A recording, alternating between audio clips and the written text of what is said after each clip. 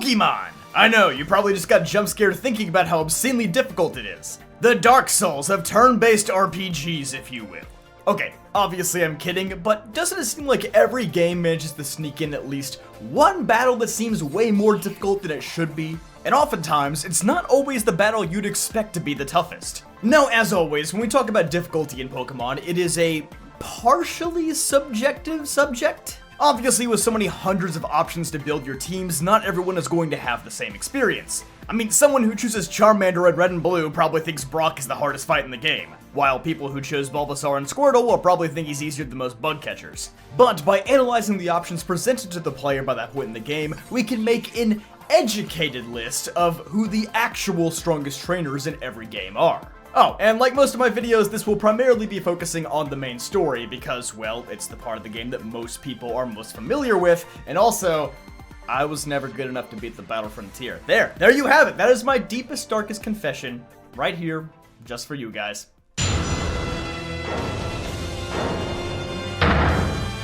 In the Kanto region, this region's toughest battle, at least in the original Generation 1 depictions, has to be Sabrina. We have talked ad nauseum about just how broken Psychic-type Pokemon are in this generation, and Sabrina perfectly encapsulates this. She even ran Saffron City's other gym out of business. This is mostly because her ace Pokemon Alakazam is one of the game's strongest Pokemon. It's like Little Mewtwo Jr. Not only is it super fast, but its high special stat makes it hit incredibly hard and be very bulky on the special side. And since Grass, Water, and Fire were all special types in Gen 1, it means for most kids new to Pokemon, this is a very difficult fight to win with your starter's brute force, as I'm sure most of us tried to do. Her Alakazam also carries Recover, meaning it doesn't have to rely on the AI's 25% chance of using a Hyper Potion in a pinch, severely dragging this battle out. In fact, I'm pretty sure the devs gave this thing both Psy-Wave and Psy-Beam just to give you a chance at winning. But in Yellow, they went full-blown Maniac mode, raising her entire team to level 50 and adding Psychic to Alakazam's moveset. And in Fire Red and Leaf Green, she gets even harder when they drop Psy-Wave for Calm Mind. I realize I've only really been talking about Alakazam this whole time instead of her other Pokemon. Like, yeah, she does have a Venomoth in most titles that kinda sucks, and an Abra with no attacking moves in Yellow, but like, Alakazam though! I want to give an honorable mention to Misty though, who gets better in every iteration of Kanto's games. Her Starmie is an absolute monster to fight at only level 20, and it only gets better over time. They add Recover and Water Pulse to its moveset in Fire Red and Leaf Green, and then freaking Scald in Let's Go Pikachu and Eevee.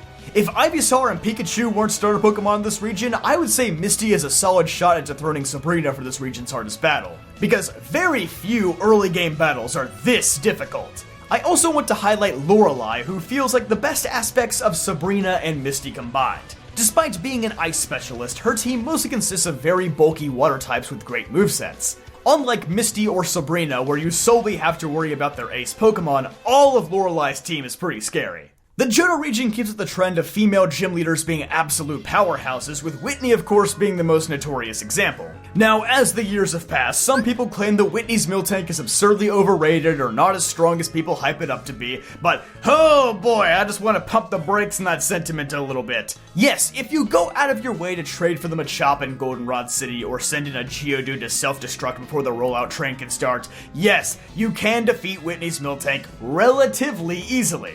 Just like how I can beat Mike Tyson at boxing relatively easily if I have a chainsaw in my hand.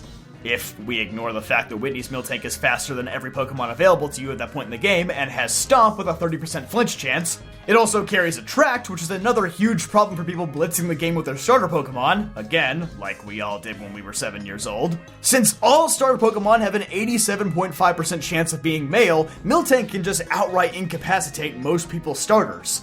Not to mention it has Milk Drink for nearly unlimited healing and holds a Lumberry in Heart Gold and Soul Silver, so even if you try to paralyze or burn it, you'll have to survive long enough to do it twice. Once again, I do want to give an honorable mention to Morty, whose Gengar is nearly just as scary as Whitney's Miltank, but has a few more reliable counters than just Machop or Geodude. And I also want to shout out the champion himself, Lance. Lance does get nerfed a bit in Heart Gold and Soul Silver, with Feraligatr having access to Ice Fang now, and with Ice Beam returning as a TM in these games, whereas it was notably missing in Gen 2. But still, his 3 Dragonites are incredibly formidable foes in Gen 2, where options to counter Dragon are very few and far between. Same goes for Claire, whose Kingdra can't even be countered with Ice. Since Dragon is so scarce and Fairy doesn't exist in the Johto-based games, Claire's Kingdra can be one of the hardest Pokemon to face in the entire game since it has no obvious counters. Oh, and speaking of having no obvious counters, can we talk about Red and how he's like 20 to 30 levels above you when you're supposed to go fight him for the first time? I know, he's post-game, so he like really doesn't count. I said I wasn't gonna mention post-game fights, but like, you can't talk about Johto and not talk about Red. I mean, let's just be real. In the Hoenn region, I have always and will continue to believe that one of the hardest battles is certainly Liza and Tate in Emerald. While they are certainly pushovers when they just have their aces of Solrock and Lunatone in Ruby and Sapphire and the remakes, in Emerald, the addition of Xatu and Claydol opens up so many more strategies for them to take advantage of. Claydol takes advantage of Xatu's flying type and the levitating duo in the back to spam Earthquake for massive damage. Xatu is able to set up Sunny Day to make Solrock's Flamethrower and Solar Beam so much more threatening, and if Lunatone gets its screen set up, you will certainly be fighting an uphill battle. There are just so many individual threats to worry about here, and it really feels like there isn't a weak link on this team. You better come equipped with good utility moves like Rain Dance, Protect, and Fake Out if you want to pull this off without suffering major damage. But to avoid making this video sound like a regurgitation of my strongest gym leaders in Elite Four video, I will give a shout out to the battle against May or Brendan on Route 110. Ask anyone who played through Hoenn as a kid and they'll likely tell you that this battle was their first major speed bump along the way. Almost every iteration of this battle is difficult regardless of the version or the starter they have, and it mostly has to do with how cracked Brendan or May's starter Pokemon is at this stage. While Marshtomp in the remakes is relatively easy to counter due to it only carrying ground-type attacking moves and it being double weak to grass, finding a Pokemon that reliably counters their Combusken or Grovyle is pretty dang tough at this point. I don't think this fight is anywhere close to Liza and Tate, but it is one that will give most new players a pretty rough time. Advancing to the Sinnoh region, this is actually the first region where I won't be mentioning a gym leader in any capacity. The first battle I want to highlight is the initial fight against Mars in the Valley Windworks. If you had Monferno, you might not have thought much about this fight. You probably just clicked Mach Punch, went to make a sandwich, went to the bathroom, graduated from middle school, and then came back and that Peruglia's HP bar was just about to hit 0. So for 33% of the population, okay, I might round that up to 40%, Chimchar probably has a larger market share than that, this battle may not have been too difficult. But similar to Misty Starmie or Whitney's Miltank, I do want to point out what a behemoth Peruglia is at this point in the story. We are talking about a Pokemon with a base stat total of 452 that you have to fight with a singular gym badge. Now that is a little intimidating. Similarly, I want to highlight Jupiter because she might only have Night Slash on that Skuntank in Gen 4, but that is the one move you need to be scared of. They even add Flamethrower to its moveset in the remakes, which is kinda nutty. But of course, I think I would be incredibly dishonest if I said any trainer in Sinnoh is harder than Cynthia. Except for Volo, if you want to count his Sui, but gosh dang it, he's basically just Cynthia with nuts. It really does not matter which game you're playing. Cynthia's team is full of threats, especially that Garchomp, who I'm convinced they had to give Dragon Rush and Giga Impact in Gen 4 just so most players could feasibly beat this thing. If it had an entirely reliable moveset with Dragon Claw and Swords Dance, you would be absolutely... Oh, they actually did do that in BDSP. Oh, and it holds a Yachi Berry now, so you can't even one-shot it with an ice move. How splendid. They honestly did a great job making it so that Cynthia did not get power crept by all the new moves and mechanics. And if it weren't for BDSP's obnoxious affection mechanics, I think most would agree that this is the single hardest champion fight in the series. But you know what's harder than fighting a Pokemon champion? Trying to find my videos when you're not subscribed. If you're enjoying this, then definitely subscribe. You'll never miss a new video, and it's free. In Unova, I would like to highlight yet another early game threat, that being Lenora in Black and White. Her Watchog with Retaliate is ridiculously strong for that point in the game, and leading off with an Intimidate Herdier also makes this battle a bit trickier if you're planning on just brute forcing it with Pignite or another fighting type Pokemon. Fortunately, Pinwheel Forest is nearby with easy access to Sock, Throw, and Timber, so this is far from the most unfair battle in the series, but it is one that requires a little bit of prep work beforehand. But like Sinnoh, I do think I'll have to take the easy way out. Ghetsis is a very fitting final boss in Black and White, due mostly to his Hydreigon. Hydreigon in Black and White just has the perfect coverage. It's enough to make Cynthia's Garchomp a little envious. Between Dragon Pulse, Fire Blast, Surf, and Focus Blast, it can be difficult to find a Pokemon who both outspeeds Hydreigon and can take a hit from it. The only obvious answer to me is Mienshao, but that's a Pokemon that evolves at level 50, and I think most players probably skipped on that one. Not even the legendary dragons of Zekrom or Reshiram are likely to succeed against this thing. Aside from that, I'd say Ghetsis' only other super threatening Pokemon is the Electros due to its lack of weaknesses, but you should be able to take out the other 4 relatively easily. Also, since I'm feeling adventurous today, I would also like to highlight who I think the hardest BB League member is. Since technically the Blueberry Academy is in Unova, surprisingly, I don't think it's Kieran. Despite how hilariously VGC pilled this team is, my friends and I mostly agreed that it was Lacey. Excadrill being her ace is honestly like the perfect counter to Fairy's typical weaknesses since high horsepower gets rid of any steel or poison types you're carrying. Whimsicott is an amazing lead, and Prankster Tailwind really makes the first half of this battle an uphill fight. Not to mention just how absurdly powerful her Gramble is for literally no reason. It actually puts in so much work. Alchemy is pretty much the only weak link on her team, but even then, if you ignore it and let it use Decorate on her Primarina or Excadrill, the battle may as well be over. Drayton is pretty difficult as well, but I found that Lacey's team was much more difficult to counter. It seemed like she had an option for almost every possible weakness. Moving on to Kalos, this region is certainly known for how easy it can be. Even the Elite Four and Champion tend to not give most players trouble, it seems. Which is why my pick for Kalos is yet another early game sleeper pick, Grant. Aside from Liza and Tate, Grant is the only gym leader in the series with 2 ace Pokemon, Tyrant and Amara. So you have to prep for 2 powerful foes and not just 1. Amara's Refrigerate Takedown hits a staggeringly strong 117 base power. By far the strongest move by that point in the game. It also has Rock Tomb and Thunder Wave to slow you down, so even if you dispose of Amara relatively fast, Tyrant will be able to come in and potentially stomp and bite you to death with its high flinch chance. What makes this so much harder than the average rock-type gym is that your typical go-to picks of water and grass are rendered pretty useless by Grant's Pokemon, making fighting the only real go-to option, a relatively scarce type in early Kalos. If you haven't picked up a Scraggy or Pancham by this point, you might have a considerable amount of preparation to do. In the Alola region, it is hard to not say Ultra Necrozma.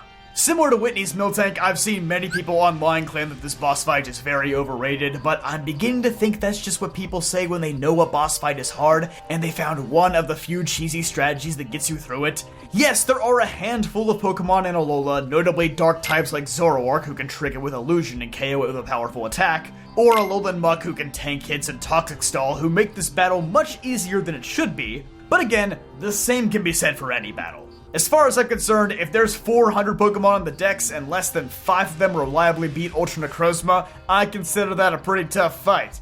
Not counting Eternamax Eternatus, who is unfortunately all but a scripted win, Ultra Necrozma is by far the single strongest Pokemon that you are required to fight in the main story of any Pokemon game. On top of that, in addition to its ludicrous stats and likely being overleveled compared to your team, it will also have a 50% boost to all 5 of its stats, meaning it is virtually impossible to naturally outspeed this menace. The game doesn't even give you access to the Choice Scarf until the post-game, so that isn't even an option.